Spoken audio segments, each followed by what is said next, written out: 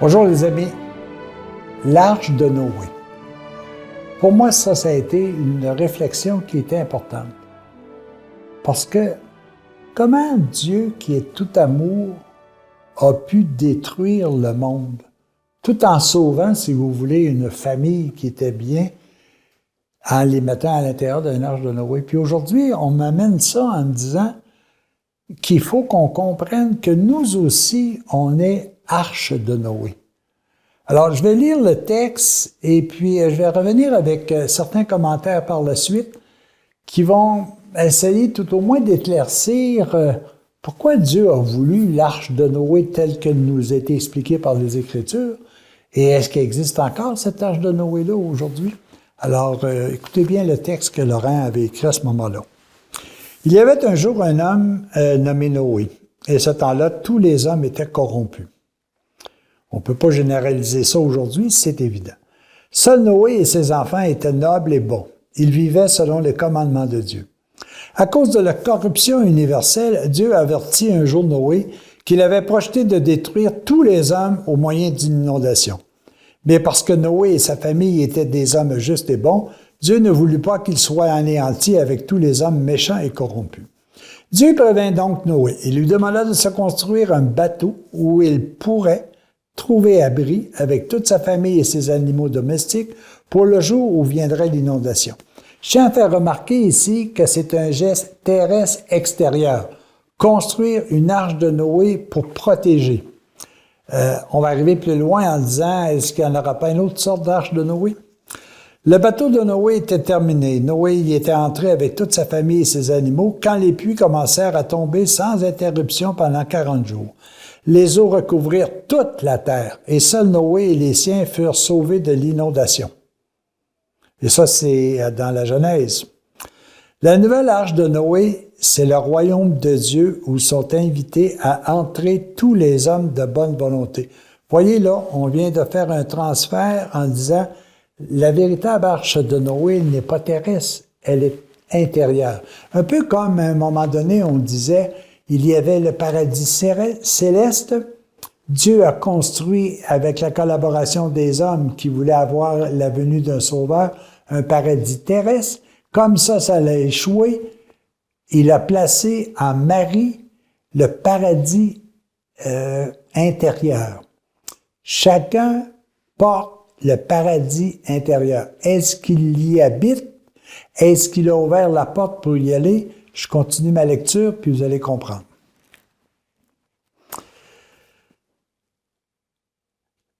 Les justes, je reprends. La nouvelle arche de Noé, c'est le royaume de Dieu où sont invités à entrer tous les hommes de bonne volonté. Les justes, les pécheurs, les publicains, les pauvres et les riches.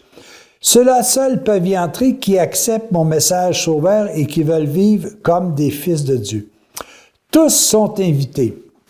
On y entre par la foi et par le repentir de ses péchés. On entre à l'intérieur de notre arche de Noé par la foi.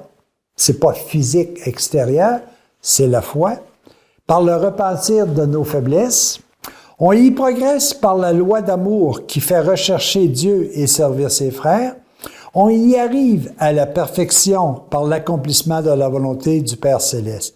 Ce fut mon idéal sur la terre. Me voici, Père, pour faire votre sainte volonté, comme nous dit Jean. Dans le royaume, le guide est la vérité que je vous ai enseignée de la part de mon Père. Cette vérité, la lumière intérieure de l'Esprit Saint, vous la fait comprendre progressivement jusqu'à ce que vous la connaissiez en plénitude. Alors vous êtes affranchis de toutes les contingences terrestres et même les catastrophes universelles ne peuvent plus vous atteindre. Vous voguez sans danger vers les rives éternelles. La conclusion, elle est excessivement importante. Lorsque Dieu a détruit, si je peux dire, l'humanité pour sauver Noé et les siens, il s'est dit, jamais plus je vais faire ça. Jamais plus je vais détruire l'humanité. Je vais permettre, lui il l'a pas détruit, je vais permettre à l'humanité de se détruire. Non, je vais permettre à tous ceux et celles qui veulent véritablement se sauver de trouver un refuge. Et ce refuge, il est à l'intérieur de nous. Et c'est pour ça que les phrases que l'on voit ici à la fin est importante. Alors, vous êtes affranchis de toutes les contingences terrestres, et même les catastrophes universelles ne peuvent plus vous atteindre. Nous avons encore sur la planète des inondations. Nous avons encore sur la planète des situations de guerre, des situations d'anéantissement. Est-ce que nous y participons? Si nous y participons, c'est évident que nous allons périr également. Est-ce que ça nous atteint? Seule la foi en un idéal meilleur peut nous permettre de s'en sortir. Si nous restons à l'écart et que nous sommes dans un monde de paix, de joie, cette idée de pensée de paix et de joie va envahir l'humanité. C'est à l'intérieur de nous que tout cela se règle. Alors, les amis, on ne verra plus arriver des problématiques globales, universelles, mais on va en voir arriver de plus en plus de façon sectorielle. Comment cela peut-il se régler? Moi, je peux vous dire que même dans des périodes de guerre, comme on peut vivre un peu partout sur la planète, il y en a qui sont en paix. Il y en a qui sont quand même dans une situation convenable. Pas peut-être physiquement, mais ils sont dans une situation où pour eux, ce qui est important, ce n'est pas nécessairement le terrestre, mais ce qui est important pour eux, c'est la paix qu'ils ont à l'intérieur d'eux. Nous allons vivre également des situations qui sont pénibles. Nous avons tous nos petites guerres, mais comment il se fait qu'il y en a qui sont capables de passer à travers parce qu'ils véhiculent à l'intérieur d'eux cette arche de Noé, cette arche de paix, de vérité, de joie, de faire en sorte d'espérance, de faire de persévérance, de faire en sorte qu'ils puissent sentir à l'intérieur d'eux qu'ils ont le moyen par eux-mêmes de s'en sortir avec l'aide de l'Esprit Saint. Alors, les amis, prenez contact avec votre arche d'alliance. Comment construire l'arche d'alliance? C'est en la renforcissant graduellement, par la foi, par l'amour, par le partage, par l'entraide, par tous ces éléments-là qui font en sorte que nous allons faire uniquement une famille unie à grandeur de notre milieu, à grandeur de notre endroit où nous habitons. Cette arche de Noé-là, elle n'est plus physique, elle est intérieure à chacun de nous. Apprenons à y prendre refuge le plus régulièrement possible. Agrandissons-les pour que puissent nous accompagner tous ceux et celles qui sont autour de nous. Comment? Parce que les autres vont prendre contact également avec leur propre arche de Noé, avec leur propre arche de paix, de joie et de bonheur.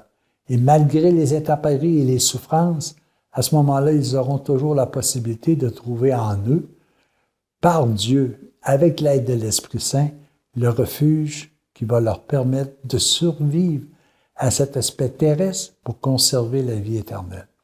Oui, les amis, l'arche de Noé est à l'intérieur de nous. Nous sommes les seuls à avoir la clé et nous devons pouvoir y trouver refuge à chaque instant de notre vie, peu importe le niveau de souffrance que nous avons à rencontrer. Bienvenue à bord de l'arche de Michel, de Caroline, de Claude, de Lisette, de Jean. Chacun a son arche de Noé. Il a la clé qu'il puisse y pénétrer maintenant. Salut les amis.